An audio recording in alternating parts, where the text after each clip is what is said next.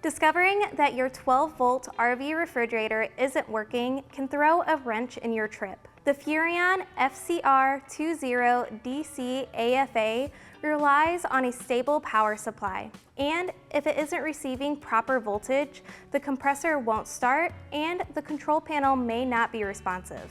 By following these troubleshooting steps, you can quickly identify and resolve the issue. Step 1, confirm the refrigerator has power.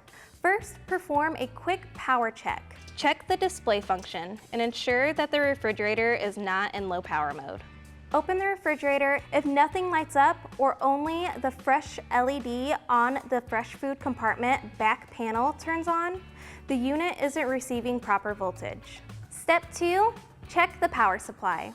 Use a multimeter to check the battery voltage. This model needs at least 10.5 volts to maintain compressor operation. Lead-acid batteries should read about 12.6 volts or higher when fully charged or charging. And for lithium systems, normal readings are 13.7 to 14.7 volts when the RV converter is charging. Make sure the battery disconnect is supplying power, and check if the main circuit breaker is tripped.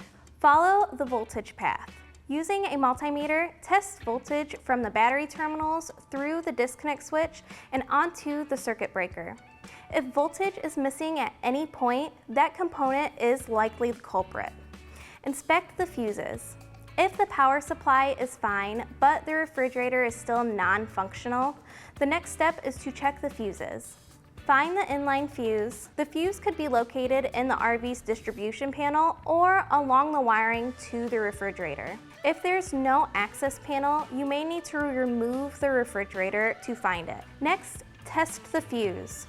Remove the fuse and use a multimeter to check for continuity. If there's no continuity, the fuse is blown and needs replaced. Replace it with a fuse of the same amp rating, normally 20 to 40 amps. Step 4, check voltage at the refrigerator. Measure input voltage using a multimeter to check voltage at the power input terminals on the back of the refrigerator. The voltage here should closely match what you measured at the battery. If the voltage is too low or absent, the issue lies in the wiring or power source. Step 5, inspect the main control board. If all power components check out, the last step is to inspect the control board.